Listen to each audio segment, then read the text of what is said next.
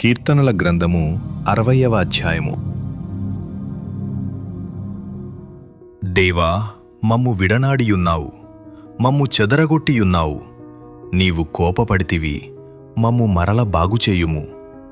నీవు దేశమును కంపింపజేసియున్నావు, దానిని బద్దలు చేసియున్నావు. అది వణకుచున్నది, అది పడిపోయిన చోటులు బాగుచేయుము. నీ ప్రజలకు నీవు కఠిన కార్యములు చేసితివి, తూలునట్లు చేయు మద్యమును మాకు త్రాగించితివి.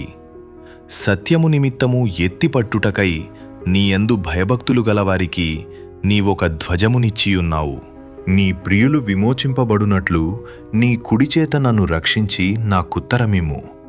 తన పరిశుద్ధతతోడని దేవుడు మాట ఇచ్చియున్నాడు.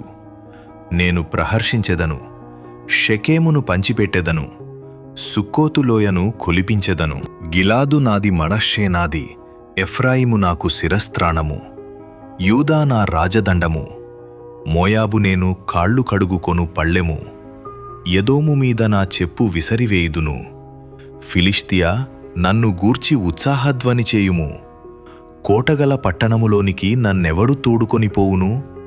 ఎదోములోనికి నన్నెవడు నడిపించును? దేవా, నీవు మమ్ము విడనాడియున్నావు గదా. దేవా, మా సేనల్తో కూడా నీవు బయల్దేరుట మానియున్నావు గదా. మనుష్యుల సహాయము వ్యర్థము, శత్రువులను జయించుటకు మాకు సహాయము దయచేయుము. దేవుని వలన మేము శూరకార్యములు జరిగించెదము, మా శత్రువులను అణగద్రొక్కువాడు ఆయనే.